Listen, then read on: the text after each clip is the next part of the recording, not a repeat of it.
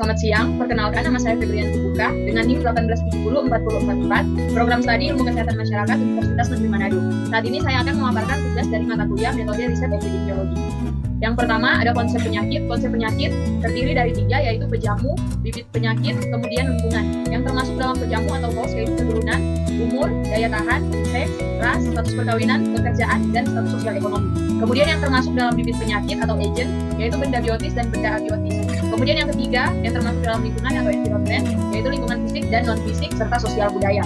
Hipotesis dalam epidemiologi adalah suatu tentatif yang perlu diuji kebenarannya dalam bidang ilmu kesehatan termasuk dalam bidang ilmu kedokteran. Usaha mencari hubungan sebab akibat terjadinya penyakit dalam masyarakat maupun analisis terjadinya penyebaran penyakit dalam masyarakat biasanya didahului dengan penyusunan suatu hipotesis.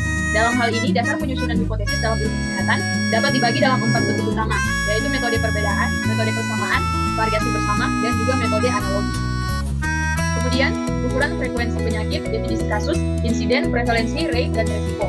Definisi kasus meliputi kriteria klinis dan terutama dalam penyelidikan wabah dibatasi oleh tempat, waktu, dan juga orang.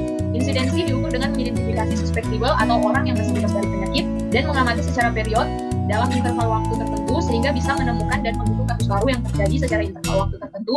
Dalam insidensi waktu merupakan hal yang esensial. Jenis insidensi ada 2, yaitu insidensi kumulatif dan insidensi density. Dan termasuk dalam insidensi kumulatif mempunyai rumus jumlah kasus baru selama satu periode per jumlah populasi selama satu periode waktu. Sedangkan rumus dari insidensi density yaitu jumlah kasus baru selama satu periode waktu per jumlah orang-orang dalam waktu pengamatan. Kemudian prevalensi adalah proporsi populasi yang sedang menderita sakit pada saat tertentu dan jumlah kasus yang ada, kasus lama dan baru, populasi pada satu periode dan waktu tertentu. Jenis prevalensi ada 2, yaitu prevalensi period dan prevalensi titik. Prevalensi period mempunyai rumus jumlah penderita lama dan baru atau kasus dalam satu periode per jumlah penduduk pertengahan pada periode waktu. Kemudian rumus dari prevalensi titik yaitu jumlah penderita yang ada saat itu per jumlah penduduk saat itu. Risiko dapat diartikan sebagai derajat ketidakpastian. Besarnya risiko terkena penyakit dapat dibandingkan dengan menghitung besarnya insidensi suatu penyakit antara orang yang terpapar dengan faktor penyebab penyakit tersebut dengan yang tidak terpapar. Kemudian rate adalah besarnya peristiwa atau kejadian yang terjadi pada keseluruhan populasi dalam waktu tertentu. Rate atau jumlah dalam satuan waktu bisa bulan atau tahun. Nilai rate mengukur kemungkinan kejadian dalam populasi terhadap beberapa peristiwa tertentu, misalnya kasus atau kematian karena penyakit infeksi. Rumus dari rate itu sendiri yaitu rate sama dengan X per Y kali K. Rasio dan resiko ukuran epidemiologi digunakan untuk melihat hubungan paparan dengan penyakit. Ukuran ini dapat diekspresikan dalam rasio yaitu risk ratio dan OEDS rasio dan rasio prevalensi. Risk ratio sendiri disebut juga relative risk sebagai ukuran yang dapat menunjukkan beberapa kali risiko untuk mengalami penyakit pada populasi terpapar dibandingkan dengan populasi yang tidak terpapar. Rumus dari risk ratio yaitu insiden kumulatif kelompok terpapar per insiden kumulatif kelompok tidak terpapar. Sedangkan OODS rasio sendiri adalah perbandingan OODS subjektif sakit dengan OODS subjektif tidak sakit. OODS rasio merupakan sebuah pendekatan risiko relatif yang digunakan dalam penelitian kasus kontrol. Rumus dari OODS rasio yaitu OODS kasus A per B per OODS kontrol C per D. Kemudian perbedaan dari risk dan rate yaitu risk menghitung besarnya insiden suatu penyakit dan faktor penyebab serta membandingkan dengan yang tidak terpapar penyakit. Sedangkan rate atau jumlah dalam satuan waktu bisa bulan atau tahun mengukur kemungkinan kejadian dalam populasi terhadap beberapa peristiwa tertentu, misalnya kasus atau kematian karena penyakit infeksi. Risiko yang disebabkan oleh populasi yaitu suatu insiden atau suatu penyakit yang disebabkan oleh populasi atau orang. Kemudian kita masuk dalam desain studi. Yang pertama ada desain studi ekologi, permulaan atau tahap awal suatu studi epidemiologi, hubungan korelatif antara penyakit dan faktor penyebab yang diduga unit analisis adalah populasi atau kelompok atau grup, hanya membandingkan prevalensi penyakit dengan keadaan sosek dan tingkat tertentu. Kemudian yang kedua, desain studi cross-seksional, yaitu yang paling sering dilakukan untuk pengukuran variabel satu kali dan satu saat. Efek dari faktor penyebab terhadap penyakit dinilai dalam waktu bersamaan. Kemudian ada kasus kontrol, merupakan penelitian epidemiologis analitik observasional yang menelaah hubungan antara efek penyakit atau kondisi kesehatan tertentu dengan faktor risiko tertentu. Kemudian ada studi cohort, merupakan studi epidemiologis non-eksperimental yang digunakan untuk mempelajari hubungan antara faktor risiko dengan efek atau penyakit. Studi cohort sering digunakan untuk memperoleh hubungan antara faktor risiko dengan kejadian tertentu. Kemudian ada intervensi atau eksperimental, membandingkan data dari kelompok manusia atau objek yang dengan sengaja diberikan tindakan atau intervensi tertentu dengan kelompok lain yang sama tetapi tidak dilakukan intervensi apapun. Studi ini termasuk penelitian epidemiologi analitik. Nama lain dari studi eksperimental adalah studi intervensi yang hampir mirip dengan studi cohort. Perbedaannya studi cohort dengan studi intervensi terletak pada perlakuan intervensi status exposure. Pada subjek-subjek yang diteliti, peneliti eksperimental dan epidemiologi pada umumnya hanya menerapkan jenis intervensi yang bersifat preventif atau profilaktif, promotif, dan terapeutik. Kemudian yang terakhir ada desain study community based atau pendekatan yang berbasis masyarakat. Adalah upaya pemberdayaan kapasitas masyarakat untuk dapat mengenali, menelaah, dan mengambil inisiatif untuk memecahkan permasalahan yang ada secara mandiri. Kemudian ada faktor perancu atau confounding factor. Adalah distorsi dalam memprediksi hubungan atau asosiasi antara faktor exposure dan outcome atau hasil, sehingga asosiasi sebenarnya tidak tampak atau ditutupi oleh faktor lainnya. Pengaruh faktor perancu bisa memperbesar atau memperkecil hubungan sebenarnya. Jadi suatu variabel mungkin sebenarnya bisa faktor protektif terhadap suatu kondisi kesehatan atau penyakit. Tetapi hasil penelitian menunjukkan variabel tersebut bisa menjadi faktor risiko terhadap suatu kondisi kesehatan atau penyakit atau hubungan. Kemudian ada pengubah efek atau efek modifier, merupakan faktor ketiga yang memodifikasi atau mengubah pengaruh paparan terhadap penyakit. Pengubah efek disebut juga interaksi atau interaction. Meski sama-sama faktor ketiga, pengubah efek berbeda dengan faktor perancu. Faktor perancu mengakibatkan distorsi penafsiran pengaruh paparan terhadap penyakit, sedangkan pengubah efek tidak mengakibatkan distorsi penafsir tersebut, melainkan mengubah pengaruh paparan terhadap penyakit sesuai dengan level dari pengubah efek tersebut. Implikasi keracunan perlu dikontrol, sedang modifikasi efek tidak perlu dikontrol, melainkan dideskripsikan. Kemudian ada analisis multivariabel, ditunjukkan pada model uji statistik yang memiliki dua atau lebih variabel dependen atau respon variabel dengan beberapa variabel independen.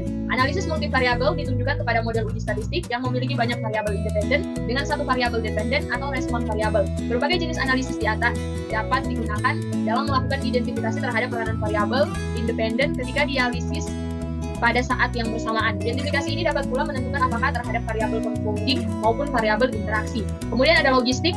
Logistik terbagi menjadi dua, yaitu regresi logistik sederhana, yaitu analisis yang digunakan bila ingin mempelajari hubungan antara satu variabel independen dengan satu variabel dependen yang bersifat dikotomus. Yang regresif logistik ganda, yaitu analisis yang digunakan bila ingin mempelajari hubungan antara beberapa variabel independen dengan satu variabel dependen yang bersifat dikomutus. Tujuan dari logistik adalah untuk mendapatkan model yang paling baik atau fit dan sederhananya tarsinomi yang dapat menggambarkan hubungan antara variabel dependen dan variabel independen.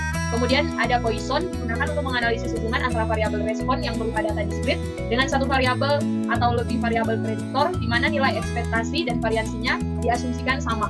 Kemudian ada regresi binominal, termasuk dalam analisis regresi logistik, yaitu pada binominal variabel dependen mempunyai skala pengumpulan nominal dikotomik atau biner seperti penyakit, positif dan negatif penyakit, sukses gagal, mati atau hidup. Kemudian ada ukuran dalam epidemiologi penyakit. Ukuran dalam epidemiologi penyakit ada tiga. Yang pertama ada ukuran frekuensi penyakit atau UFP, kuantifikasi penyakit suatu penyakit dengan menghitung individu yang terinfeksi sakit atau morbiditas atau meninggal atau mortalitas pada suatu populasi. Interpretasi UFP biasanya memakai kata-kata mis, kadang-kadang dan juga jarang. Kemudian ada ukuran asosiasi, digunakan untuk menginstimasi efek, merefleksikan kekuatan atau besar asosiasi antara suatu faktor risiko dan kejadian suatu penyakit. Kemudian ada ukuran dampak atau efek, untuk merefleksikan dampak suatu faktor pada frekuensi atau risiko dari suatu masalah atau outcome. Kesehatan merefleksikan kelebihan jumlah kasus karena suatu faktor atau jumlah kasus yang dapat dicegah oleh exposure. Berguna untuk mengukur besarnya masalah kesehatan masyarakat yang disebabkan oleh suatu kemajuan, bermanfaat untuk menilai prioritas untuk aksi kesehatan masyarakat. Dalam prakteknya, jumlah sampel yang mungkin dapat dianggarkan atau dikumpul akan dibatasi oleh sumber daya yang tersedia. Hal ini dimungkinkan untuk melakukan perhitungan untuk menginformasikan kemungkinan ukuran sampel estimasi sebelum penelitian dilakukan, memiliki kalkulator ukuran sampel untuk berbagai jenis studi termasuk studi kohort dan studi kendali kasus. Informasi berikut memberikan beberapa aturan sederhana yang praktis untuk ukuran sampel di lapangan yang bertujuan untuk mengidentifikasi kemungkinan agen penyebab untuk wabah penyakit. Kemudian ada tingkat pencegahan dalam epidemiologi. Tingkat pencegahan dalam epidemiologi ada 4, yaitu tingkat pencegahan awal. Untuk bentuk pencegahan yang biasanya dilakukan yaitu pemetaan status kesehatan. Kemudian pencegahan TK pertama biasanya dilakukan promosi kesehatan dan pencegahan khusus seperti imunisasi dan juga lain-lain. Kemudian ada pencegahan TK kedua, dilakukan diagnosis awal dan pengobatan tetap atau tepat serta pembatasan kecacatan. Kemudian ada pencegahan TK ketiga yang terakhir yaitu dilakukan rehabilitasi. Kemudian kita masuk pada penyaringan atau screening, merupakan suatu upaya untuk menyeleksi orang-orang yang tampak sehat, tidak menderita suatu penyakit dari suatu populasi tertentu. Upaya ini adalah usaha untuk mendeteksi penderita suatu penyakit yang tanpa gejala dengan melakukan suatu tes untuk dipisahkan, selanjutnya dilakukan diagnosis dan pengobatan yang tetap.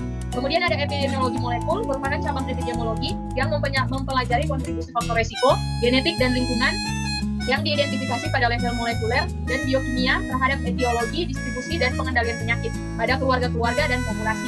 Epidemiologi molekuler memanfaatkan teknik biomolekuler untuk mempelajari kausasi penyakit pada level molekul, interaksi yang kompleks antara karakteristik genetik, berjamu, dan paparan lingkungan dalam proses kesehatan dan terjadinya penyakit. Kemudian ada geografi penyakit, meliputi eksplorasi, deskripsi, dan pemodelan ruang waktu atas kejadian penyakit. Berkaitan dengan persoalan lingkungan, deteksi dan analisis klaster dan pola penyebaran penyakit. Analisis sebab akibat dari rumusan hipotesis-hipotesis baru mengenai penyebab penyakit. Geografi, penyakit berperan penting dalam surveillance, intervensi kesehatan, dan strategi pencegahan penyakit. Kemudian ada kesenjangan kesehatan. Istilah ini mengacu pada perbedaan dalam akses kesehatan dan perawatan kesehatan di antara anggota populasi yang berbeda. Kesengajaan atau ketidaksetaraan ini dapat terhubung dengan ras, etnis, jenis kelamin, seksualitas, status sosial ekonomi, lokasi geografis, dan kategori lainnya.